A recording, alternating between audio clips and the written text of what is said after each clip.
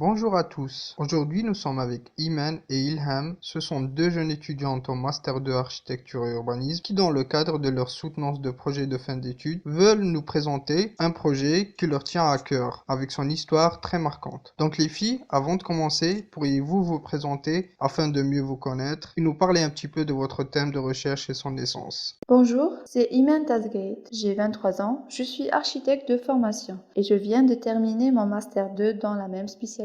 J'ai l'honneur d'être ici aujourd'hui avec vous et je vous remercie pour cette occasion. Bonjour, c'est Ilham Jafar, le binôme de Iman dans ce travail. J'ai l'honneur d'être avec vous aujourd'hui. Je vous remercie de nous avoir invités. D'abord, je vais vous parler sur la chose qui nous a poussé d'entamer ce sujet de la mémorisation et la commémoration. C'est un article du journal qui raconte l'histoire d'une enfumade passée le 8 août 1845 à Chlef dans la région de Ain Imren, pendant l'occupation française. Un crime génocidaire fait par un général français, Saint-Arnaud, à une tribu nommée Bletzbih. Les cicatrices laissées par ce dernier permet aux habitants de Ain Imran de demander au wali de faire un statue ou bien une fresque pour commémorer ce événement afin de ne pas oublier par les générations à venir. Ce article nous a ouvert une grande porte de recherche sur l'histoire des crimes génocidaires qui ont été faits avant le 1954 et qui n'ont pas exposé au grand public, d'une part, et d'autre part, une petite recherche sur l'ignorance de la commémoration en Algérie. Aussi, l'état natif de la région nous a incité à s'intéresser à cette histoire.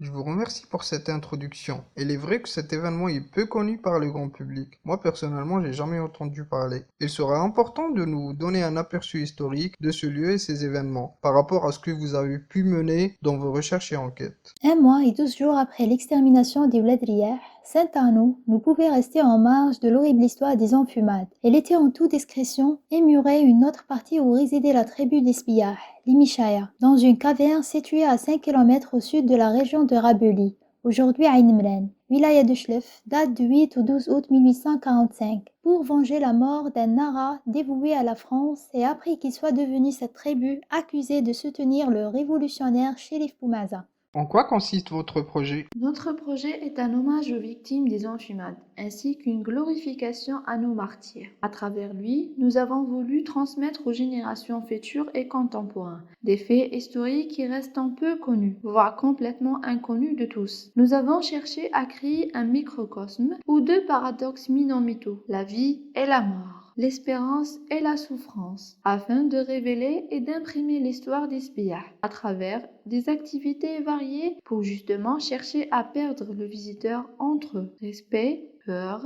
tristesse, espoir, amusement et détente. Notre projet est à la fois un mémorial, un cimetière, un parc, un lieu d'attractivité ainsi qu'un centre culturel. Pourquoi avez-vous opté pour une architecture singulière et intrigante? La première fois où nous sommes rendus sur le site, nous avons pénétré de quelques mètres seulement la grotte. Nous avons de suite été marqués. C'est un endroit terrifiant, où un silence et ténèbres. On se sent mal à l'aise, angoissé, pire, tourmenté. En allumant une lampe torche, on a aperçu une longue caverne faite de bifurcations et de parcours sinueux. Après cette rude expérience, le type d'architecture pour lequel on allait opter était une évidence, presque dogmatique. À travers l'architecture, nous avons voulu exprimer ce que nous ressentions en pénétrant ce monde souterrain. Nous avons donc fait appel à une architecture bien spécifique, exprimant l'esprit tourmenté, meurtri, blessé, portant des cicatrices physiques. C'est de l'architecture déconstructiviste. Comment pourriez-vous justifier votre choix de conception qui englobe deux mondes bien distincts et opposés? Je ne pense pas que la vie et la mort soient deux choses opposées. Bien au contraire, je pense que la mort fait partie de la vie. C'est une étape transitoire pour accéder à la vie éternelle de l'au-delà. Notre projet comprend effectivement deux mondes parallèles. Un monde souterrain, la mort, et un monde aérien, la vie. À l'image du yin et du yang,